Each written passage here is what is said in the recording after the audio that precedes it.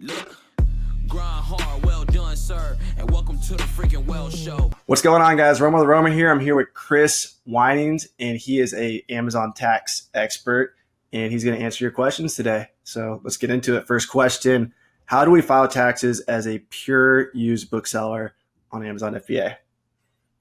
So usually this happens if you're a small seller or you're just a sole proprietor. All of your sales and all of your expenses are on your personal income tax report, and so it'll go into Schedule C, and you just track the income from the sale of anything on the business, and then you also track those expenses, and it just shows up on your personal tax return. Okay. This next one's a statement. It's food is a 100% tax write-off. You need a new tax man. Even if you go out with friends and family on like a 5-minute business talk, the whole meal is a write-off. I always thought it was a 50% write-off. So do you have? Yeah. So there is a way to write off 100% of a meal. But that's why I like this guy. Write off 100%. In your guys' industry, that's a pretty rare occurrence. So the vast majority of the meals that you guys are spending money on, it's a 50% deduction is the most that you're going to be able to claim. Okay. Fair enough. Hey, I just started FBA. Do you have to make a certain amount to file taxes? I don't have a business. I get this question all the time. Is there like a minimum they have to make in sales or profit or payouts? No. So letter of the law, every dollar you make has to be reported. That being said, if you're making $100 and you spend $100 and you're breaking even, those transactions, it's still a really good idea to report those, even though there's not going to be any tax associated with that. There's also value. You make $100 and you lose $500 just with sales and startup costs and everything else. You get to claim that loss, which offsets other taxable income, and so that's a benefit as well. Ultimately, just track everything, report everything, and you'll come out ahead. Okay. I have a question that's popped up. So I've heard like if you want to sell a business, you have to like show proof of paying taxes. Mm-hmm. Like that's like the proof that you're actually making money. Is that true? Like, do you want to have proof that you paid the government like $150,000 and that's like, does that like legally make your business worth more or something? Yeah. So that provides evidence of income, right? Most people are of the opinion you're not going to fudge a tax return. And if you have financial statements and bank statements, transactions that support income, and then you've got 3 years of making $500,000 reported to the IRS, your business is worth money at that point versus under the table transactions and not reporting income. The buyer is then kind of taking you at your word. And in the sale and purchase of businesses, that doesn't carry water at all. Gotcha. Oh, wow. Katie Reed's coming in with a lot of questions. She says, how long is the average amortization for depreciating equipment, such as an iPhone, scanners, printers, computers, dymos, shrink wrap machines? Can we write off internet bills? Okay, she's asking a lot of questions. So First question. So amortization and depreciation. The IRS actually has a schedule of different things, their capital inventory and larger purchases that are depreciated over time. That can go from 5 years to 7 years, all the way up to 28 and a half to 39 to 40 years. It depends on what you're buying and the useful life of that piece of equipment. Do you have a charger or a yeah? Somewhere I could plug that in.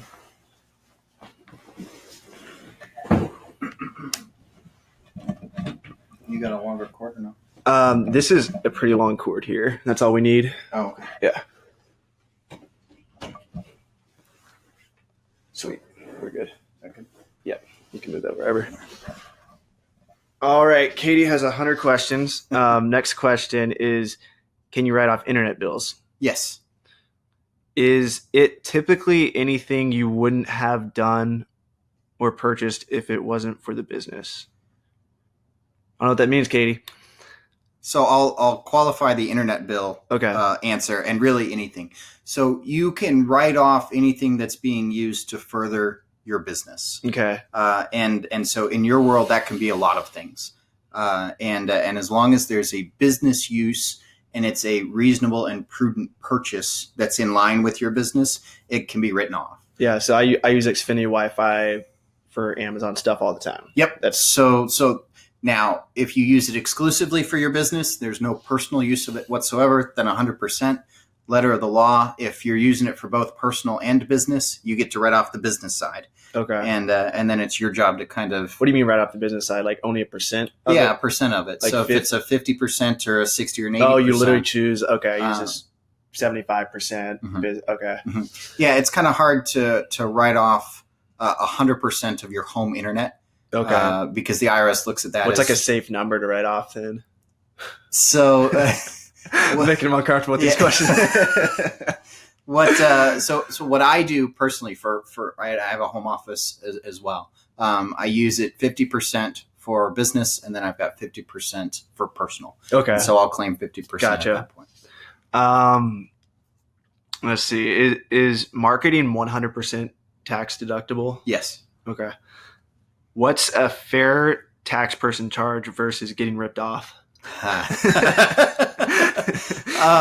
So you get what you pay for. I would urge caution when you're sitting down and you're talking with tax preparers and they're not asking you questions about your business. You guys just historically have a really complex method of tracking all of your income and your expenses. Right? You've got Venmo and PayPal and 100 other different sources. We like it complicated. Yeah. and so that makes my world very difficult. Yeah. If someone's going to charge you $150 and they're like, don't worry, we've got it, we'll take care of it, I would steer clear of that. And I'm going to just go ahead and say this. You can correct me if I'm wrong, but your information is going to be linked down below so they can go check that out. Yeah, and absolutely. Will they work with you personally? How does that work if they go click on that website? Yeah, so that website has my contact information. And what is it, fidelis? fidelistaxandaccounting.com. Okay, so that's going to be the first thing linked in this video right below. So. And so working with me, I have a staff of bookkeepers and then some CPAs as well that work on a project basis. And so we handle the bookkeeping and the tax planning and then obviously the tax prep at the end of the year for Amazon sellers specifically. Great. Caleb Roth recommended me this guy. So I trust everything Caleb does. Caleb's one of my mentors. And so he's a real deal. He's sponsoring the Turn the Page event this October. You sponsored the last one too, right? Yep, Chicago. all of them actually. Oh, really? Mm-hmm. Not last year though. No, just 2019. I've been to all of those. We've had 3. So is this the third one? This will be the 4th. Okay. Right? There was a Vegas, Vegas, Chicago. Oh, this will be the 3rd that I've been to. Was Vegas this year? Yeah, Vegas was this year. Yeah. Yeah, see, I forgot about that. That's why I get sober October, guys. Vegas, these Turn the Page. We have them 4 times a year, and I like every time I drink at these, it's like the next 4 months I drink a lot more until the next one. Okay. Let's see. Should we always expect and these are still all Katie's questions. Good job, Katie. Should we always expect the tax person or company has our back in the case of an audit? No, absolutely not. And how do you know the difference? So the sort of run-of-the-mill standard tax preparer is going to give you this form to sign that says you looked over everything and you've said it's accurate, which is a way of sort of offsetting responsibility for any errors when you prepare a tax return. So you want somebody that's not going to work with you just once a year, but sits down and works with you throughout the year to make sure that everything is set up in your best interest on an ongoing basis. That's what you're looking for in an accountant and a tax preparer. Gotcha. What's a good record retention schedule? So keep everything for 3 years, and the bigger you get, the longer you're going to want to keep things. So keep if you're a corporation, you keep your formation documents for life. Keep everything else for 6 years at that point. And you said, I remember talking about this. You said a picture is just as good as a physical copy? Yeah. So with respect to physical receipts and everything else, what I do is I just take pictures of it and I email it to myself. And then I have a folder of receipts. Like, let's say you're in a grocery store and you're on a business trip. Do you actually like take it right there in the store, or do you like batch them all together and do it all at the end of the month? So Because I have trouble with that. My wallet gets so fat, and I Yeah. just don't feel like stopping and taking a picture because I was doing it for a while, but then I was like, I can't do this anymore. yeah, I've tried to be really disciplined in taking it as soon as possible. So I'm not the creepy guy taking pictures in the store. Yeah, But before I get out to the car, I just take it, and that way I have it on my phone. gotcha. But I'm the same way. If I wait, it's not going to happen. Yeah, and then they get all beat up Yep. over time. Yeah, and they disappear. Wallet, yeah. All right, Katie. Oh my gosh, Katie's got more. How to have a cost of goods on free book pickups. Yeah. So you don't have Mileage, she says. Oh, okay. Can you do that? So if you're tracking costs of goods, really what you're doing is you're tracking the basis in your inventory. It doesn't become a cost of goods sold until it's actually sold. Okay. Free books, you don't have a basis in your inventory. What I would suggest is not trying to add into that your mileage and your gas for that one specific trip. Track your mileage and your gas and your travel expenses in a different category. And that way, because basis and inventory can get pretty complicated as it is. And that way you're just not adding complexity to the picture. Do you have recommendations for tracking mileage? Certain apps? Apps are great. Right? Anyone's as good as the other. I'm most familiar with Mile IQ. But just a paper log works just as easily. Okay. So long as you're tracking every mile that's business related, you'll come out probably ahead using mileage over other expenses. Do you recommend going that route rather than like tracking how much you spent on gas, oil changes, stuff like that? So what I do and what I encourage my clients to do is actually track both. And then we optimize at the end of the year, tracking and comparing the expense method for travel versus the mileage deduction. And we just give you whatever's going to put you out ahead. Okay. Also, can we use our own receipt book for deals? So she goes and buys books. For cash transactions. Yeah, absolutely. Put as much information as you can Any into apps that receipt. that are good for that? I don't know of any offhand. Okay. There's one app called Invoice something, and I used it for like 2 weeks, but I should probably use it more. Yeah, anything that you could do to track it, whatever works for you, even if it's just a paper receipt book, where you got it, date, time, who you got it from, and how much. And if you can if it was 100 books or 10 books, put as much detail as possible into it, and that goes into justifying the basis in your inventory. Okay. For people doing this not full time and paying their taxes with payroll, at what point do they suggest paying business sales tax quarterly? I think you're meaning estimated sales tax, and so estimated income taxes specifically. Quarterly income tax payments that you write just a physical check to the IRS for your taxes. They can be made at any time. And so if you have both a job and then you're selling books as well, if you can adjust your withholdings and still meet your tax obligations through payroll, great. If you're crushing it, you're going to get to a point where your entire paycheck goes to taxes, and that's not fun for anybody. Yeah. And so at that point, dial it in through estimated payments as well. Okay. So is there like a certain sales volume or? There's really not. It has to do with how much money you're bringing in through that payroll, and then how much you're selling as well. You just need to be able to meet that tax obligation during the year. A lot of the work that I spend with clients is on tax projections, especially with you guys selling as much as you do in a variable schedule. We do monthly tax projections to make sure that you're caught up on your taxes. Gotcha. Ambitious Hustler from Instagram says, you're going to laugh at these names. Do we need to collect sales tax for every state that requires it if it's not already being collected on the platform, or just your home state? If so, how do we file for each state? I know you talked about this at one of the Turn the Page events. Mm-hmm.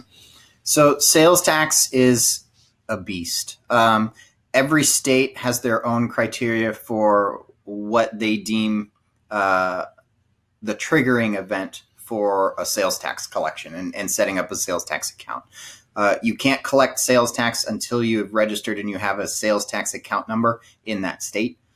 And when you need to do that depends on the state. Some states have a transaction volume criteria where you have to sell 50 things, and if you sell 51, you have to collect sales tax on all of them. Some it's a monetary value, so you can sell up to $5,000, and then $5,001, that's the trigger. So now that you have to collect sales tax. It depends. Everybody has a sales tax nexus in their home state. So wherever your business and you are physically domiciled, you do have a sales tax nexus there. So I suggest that you file and have a sales tax account number for your home state, unless it falls in as a marketplace facilitator and they're already collecting it at that point. Okay. Yeah, I hate sales tax. I wish all my sales happened like in Oregon or exactly. sales tax-free state. Yep. How much should I roughly save from profits I make for taxes? Safe bet, and again, some of that depends on how your business is structured, whether you're an LLC or an S corporation. But a safe bet is anywhere between 20 and 30%, just depending on your numbers. So the higher you get, obviously, the higher your tax bracket, the closer to 30, probably 35% at that point. When you're just starting out, 20% is probably safe, and that will make sure that you have enough of a cushion to meet those tax obligations. Okay. And that question was from Mantonio92.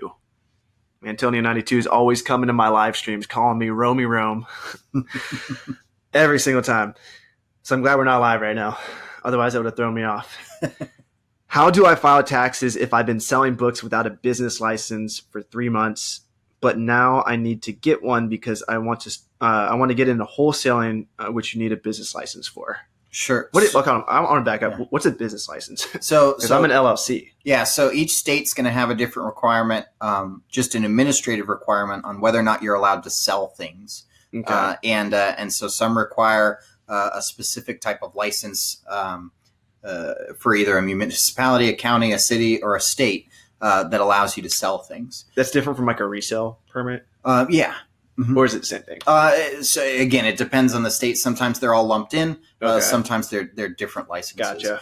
But those licenses are very different than tax obligations. And so whether you've been selling with a permit or not, the IRS doesn't care. They still want their money. Right. And so if you made $10 during that time, you have to report that $10. If you made $10,000, then you have to report that. Gotcha. And that question was from Colton Soccer. This next question is from Isaac Dow. He says, as an Amazon seller grossing over $1,000 a month, should I wait for my tax form to come in near tax time or start sending and speaking with an accountant now? I would suggest you start speaking with an accountant yesterday, right? Just as a means of making sure that you're tracking all of your income, and then more importantly, tracking all of your expenses, because those expenses are going to offset what's taxable to you. Right, there are nuances to tracking what you guys do, and so a lot of the times you miss expenses. And so really digging into that with somebody who knows what they're looking for is an important way to minimize taxes. Would you say a lot of resellers miss expenses with like cash purchases? Absolutely. That's what I was worried about. That's why I started doing everything on card. Would you recommend that for people, just so you have like history at least of it? Yeah, cash is hard for us to track, and it's really hard to validate. And so if you can get to a point where there's a paper trail showing up in either PayPal statements or a bank statement, that's nice, because now we can track it and then validate it with a different source of information. Gotcha. Baby Neezy says, how does one reduce tax? And can you please mention your tax expert, please? I already mentioned him. His information's in the description. But how does one reduce taxes? So there's a lot of different ways to reduce taxes. Tax strategies are kind of a fun conversation to have with clients when you're ready for it. Starting out, right, that $0 to $50,000, $0 to $100,000, you're just getting the basics of tracking income and expenses and making sure everything is flowing properly. You start getting into the $100,000 plus range, and I'm talking take-home money, right, net income. Then we need to start talking about changing your entity. So you're an LLC now, but you can be categorized as what's called an S corporation in the eyes of the IRS, which helps offset some self-employment tax. there's additional administrative burdens. There's some additional complexity and extra tax return that goes with that. So it doesn't come without a cost. But when you're right around that net income of $100,000, the benefits of that strategy from tax savings outweigh the administrative costs that come with it. Gotcha. What is the best way to keep track of all your expenses? We kind of went into that. He's got a couple questions. This is from JC Pickers. What is tax deductible? Best bank credit card for business. You got one for that? Best? No, not specifically. If you're a cash rebate kind of person, shop around. But miles and cash. I mean, I've got clients that they get an extra $60,000 a year in income, like just cash, simply because they're pulling in points on their cards. So that can make a huge if you bump guys in your revenue. Have not watched my interview with Heidi, she's the girl that did $322,000 in sales. She talks a lot about credit cards, promotional offers, 0% APR for a year. So you can really use these credit cards to like actually make money if you're smart with them. Yeah, because most people aren't smart with them, so that's why they give these offers, because they make more profit from like late fees and stuff. Yeah. But there's definitely a whole art to it, right? Shopping around and finding the best deal for credit cards. Yeah, a lot of people crush it. Mm-hmm. Caleb had like 18,000 reward points on Amazon at one point. Probably more than that. He could fly around the world. Yeah.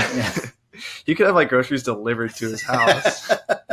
Never have to go inside of the grocery store again. So I was Instagram live at Walmart the other day, and I was buying some boxes, and someone was like, why didn't you use your resale permit? Could I use my resale permit to buy boxes that I'm going to ship to Amazon? Sure. Yeah, I think that's a justifiable expense. Absolutely. But like definitely like books, any inventory, because that's what you're reselling. Mm-hmm. Oil changes? No. Let's see. Any information that most people don't know about using a sales tax license? Information they don't know. I don't know if there's a lot there. Just quarterly or monthly sales tax filings, depending on what schedule. Some people are on an annual basis. Make sure that you're tracking that because the sales tax that you are paying is deductible, and so you can itemize that out, and that offsets some of your taxable income as well. Okay. No sense in paying tax on it twice. Caleb Roth says, "How do you earn $100,000 a year and pay zero taxes?" So you earning $100,000 a year, right? You could do that very easily in your business, right? That's the hustle and just nose to the grindstone. Not paying taxes means that money has to be put into either pre-tax accounts or really claimed as an expense, right? So you can get there. Let's say theoretically you made $100,000. Amazon is going to take 60% of that in fees. It feels like, and so now we've got $40,000 left. We can put money into a traditional IRA or a SEPA IRA, and then you've got the expenses that go with that, right? Your shipping expenses, your cost of goods sold that come out of that. So you can see how we can whittle that down to zero as far as taxable income, even though, yes, you made $100,000. Tax favored accounts are also a very, very nice thing that you can put as a business owner. You can put a lot of money into that. Okay, great. Matt says, I did over, and shout out Matt. He's a hunter up in Connecticut, little badass. He's just getting into books now. He says, I did over 22,000 gross sales. So does that mean I get a 1099 from Amazon? Probably, yes. So I think the cutoff with Amazon is anything over $20,000. Okay. And so you'll get a 1099 reported to either your Social Security number or the EIN that you gave them when you set up your account. Okay. And his second question, we've kind of addressed this, but so do I have to register as an LLC before the end of the year? No, you don't have to have an LLC. You can, and I have clients that they're doing $400,000, $500,000, and they're just a sole proprietor, which means you are doing business under your Social Security number. Not the most tax sensitive way to do things, and in fact, we're structuring it differently so that we are setting up an LLC and minimizing taxes through a couple of different steps there. But there's nothing forcing you to set up an LLC. It's smart. You just don't have to do it. Heidi's not even an LLC yet. She's still all by herself. Mhm. She hit 322,000 last night. So Yeah. I had a buddy that every time he starts a business, he like wants to go balls deep. He wants to get like an LLC, get the t-shirts printed. Like he wants to pay as much money as possible from the get go. And I think that's like a bad practice because you spend all your money to like look official. Yeah, and the LLC in and of itself is not. I mean, you don't need T-shirts and business cards and everything else. All that is a state-based formation of an entity. It provides a little bit of liability protection. It formalizes the business in the eyes of the state. But more importantly, you go and you get your EIN from the IRS and you tie the EIN to that business. That's huge in the Amazon world. What I'm encountering with a couple of clients that started out in Amazon and are now gaining a lot of traction, they're ready to transition to some of these more complex strategies. I can't do that. I can't utilize those strategies with your social security number. You have to be an entity. So you have to be an LLC in order for me to implement some of these strategies. And so I have a client and she made, let's see, $90,000 one month. She made $120,000 the next month. So now it's a completely different conversation. Now we're into a position where we change the EIN in Amazon's records, and then we're going to change the bank account that Amazon puts your money into. And what does Amazon naturally do? They freeze your account for anywhere up to 3 to 10 days. When you change your bank account? Yeah, potentially. Yeah. I did it recently. They didn't freeze mine. Yeah. And I know Caleb's experienced or known of stories where they've frozen the account for 5-6 days. I do need to update my credit card information on Amazon though. They're like threatening to deactivate my account, and if it gets deactivated over something that's stupid, it's gonna piss me off. And when you think about it, right, you made $120,000 in 30 days. And your account's now deactivated for 5 of those days. That's a significant amount of money that you're no longer bringing into to the business. Yeah. So my recommendation, if you're starting out, get the LLC and get the EIN early. Okay. So that we don't encounter this problem when you're out crushing it, making a fortune. We have there's states that charge, like Tennessee charges $300 a year to be an LLC. Connecticut charges $500. Arizona charges like $50. And it's like a one-time fee. Right. Does it matter what state you get it in? Is there like, should people go out of the way to get it like in Arizona because it's so cheap, or there's states where it's free? Or is that going to screw things up? No, it doesn't screw anything up. The problem is, so I'm in Maryland right now. If I went and got an Arizona LLC, I'd still have to file as a non-resident entity operating in Maryland, which is going to cost me money on an annual basis anyway. Okay. So you can have your LLC set up in any state, but every state requires you to register as either a domiciled entity or a non-resident entity within the state that you're operating. Okay. Gotcha. And how big are those fees? Maryland is $300 a year, and it costs $190 to set it up. But like the what'd you say it was? Oh, the non-resident entity. Yeah. It's as variable as the startup cost for the LLC. So you may end up it just being a wash regardless of where you put it. Gotcha. Tax question from Louis. He says more or less just about the basics when it comes to taxes as an Amazon seller. Always curious what to expect come tax season. We've talked about lots of tips. Set money aside. Make sure you're writing down all your expenses, keeping receipts to capture those. And now we got some more advanced questions. So on Facebook, or at least I think, I haven't read these yet. on Facebook, we got Daryl Collins. He says, so if we sell on Amazon and eBay only, are the profits exempt from sales tax and due to Amazon and eBay collecting and paying those taxes? So it depends on where you sold the product. If you sold it in a state that's a marketplace facilitator and the number of those states keeps growing, it seems like every single day, sales tax is taken care of through Amazon. Okay. If not, right, I know North Carolina, for example, is not in the marketplace facilitator list. So if you sold in North Carolina, you have a sales nexus there, right? If you meet their sales criteria, and you have to file quarterly or annual sales tax filings and pay in that sales tax as well. Okay. Daryl's got another question. He says, best way to track travel expenses for sourcing items to sell by mileage, gas receipts. We kind of talked about that. Anything else you should be looking for when you travel as far as capturing expenses, food, So you places can to stay, yeah. beer? Yes. It's sober October. Track everything. If you're traveling and you're away from home, the IRS allows a per diem rate, which is essentially an amount that you can pay yourself that makes up for the fact that you have to eat on the road. We can sort of after the fact build that into your books, or we can take the individual meal expense and deduct that. We again try to optimize so everything's in your favor, and so really it just data collection. We don't care how you do it. Just make sure you're tracking it and you're consistently tracking it so that we can set you up for success. Gotcha.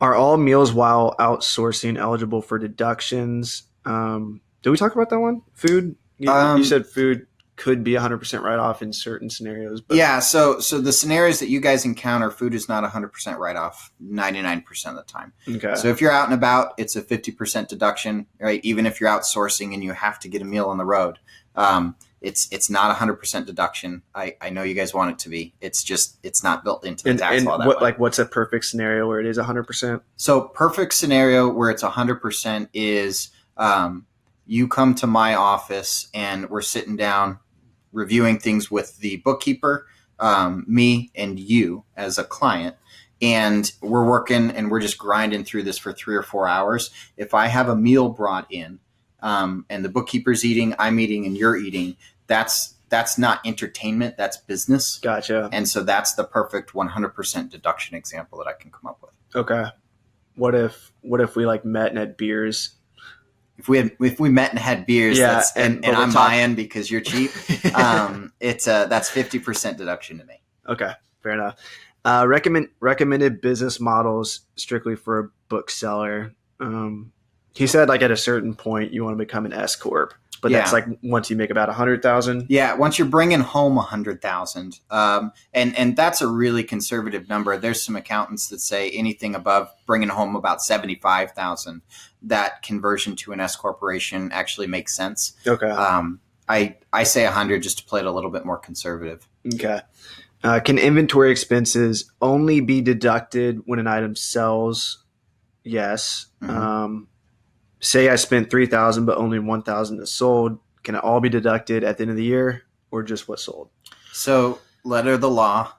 It's a safe thing to say on this. That's right, because it's show. being recorded. You get to deduct the basis into the inventory that's sold, right? So if I have 100 books and each one cost me $1 to buy, I sell 80 of them. I get to move those $80 into cost of goods sold. And then I offset the profit with the cost of goods sold. That's letter of the law. You're tracking individual items. That is really, really hard to do for some of the bulk sellers out there. And so we have to do different things and track basis through different means. But for the traditional kind of startup Amazon seller, we're tracking individual item basis. And then if you haven't sold stuff at the end of the year, what you haven't sold gets carried over, and that's your inventory basis for the new year. Okay. What's your opinion on Caleb Roth's tracking spreadsheet for inventory? It's awesome. Yeah. As long as you use it consistently and use it properly. It's great. So, for example, like what if you did a bunch of online arbitrage and your average buy cost is like Heidi, it's like $50, but then you also have a bunch of inventory you got for free. Mm-hmm. Would you average it all out? Or like if you didn't have something as meticulous as like track, or let's go the other way.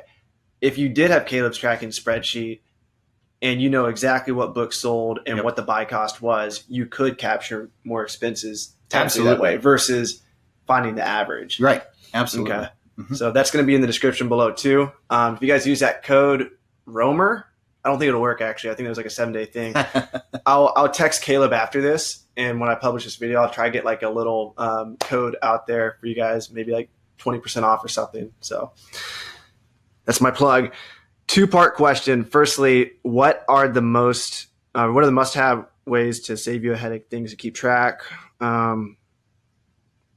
Take your tax man what overlooked for a beginner? I mean, we answered a lot of beginner questions at the beginning of this video, so I'm gonna gloss over that. Yeah, I think one thing just to emphasize, when you're starting out a business, do yourself and do your accountant a favor and start a separate bank account.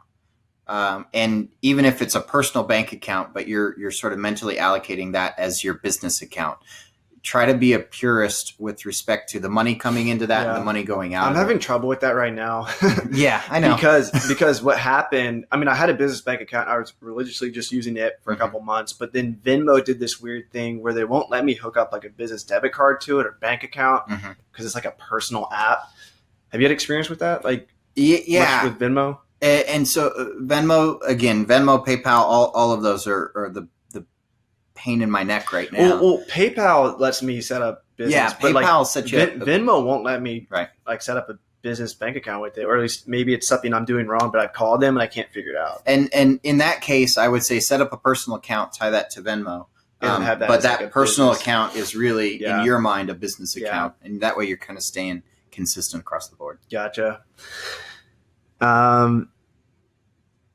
I don't currently use the tracking spreadsheet, but I am curious to know if at all the data reports it's capable of keeping tracking of compiling would be sufficient. You guys can learn how to type.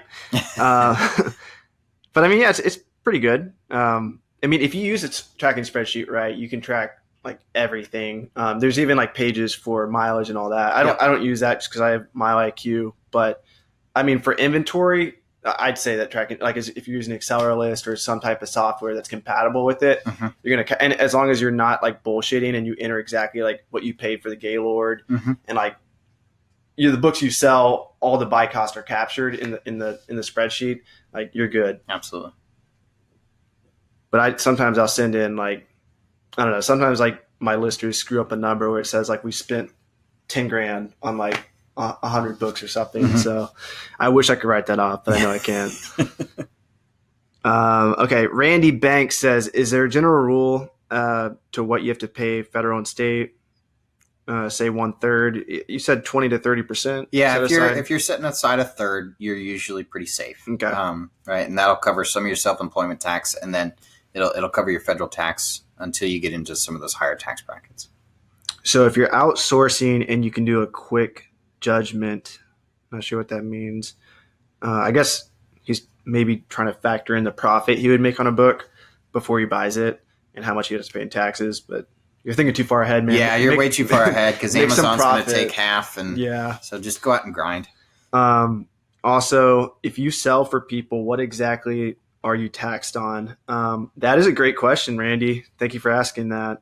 So for the people using restrictedinventory.com with me, when I sell their books, let's say I paid someone $1,800 the other day, how does that get captured as an expense? Sure. So that gets captured. It's a consignment expense, and so we can categorize that on your books into a specific category where you're either paying a vendor or you're paying a consignment partner. For that specific income. So if I was paying a vendor, would that be like an inventory cost almost? No, it'd be a contractor or a vendor. It's just a completely different category. Okay. But 1099s get issued so you can track all those expenses. That's going to be my biggest write-off this year. So, all right. I think that's it for questions. Any last tips you have for people just in general? Yeah. So stay on top of your tax projections, right? And if you're gonna start a business, get the EIN and the separate bank account early. It'll make your life a lot easier come tax time for sure. Okay. And a lot of people watching this are just starting out, so they're not going to really need you yet. But in the future, how could they get in touch with you? Just via the website? Yeah, website's got all the contact information. I'm happy to help. Even if you just got questions you're not ready for it yet, shoot me an email or give me a phone call. We can talk and we'll get you to the point where we can be a little bit more help to you down the line. Great. Awesome. Thank you so much. Man. Appreciate it.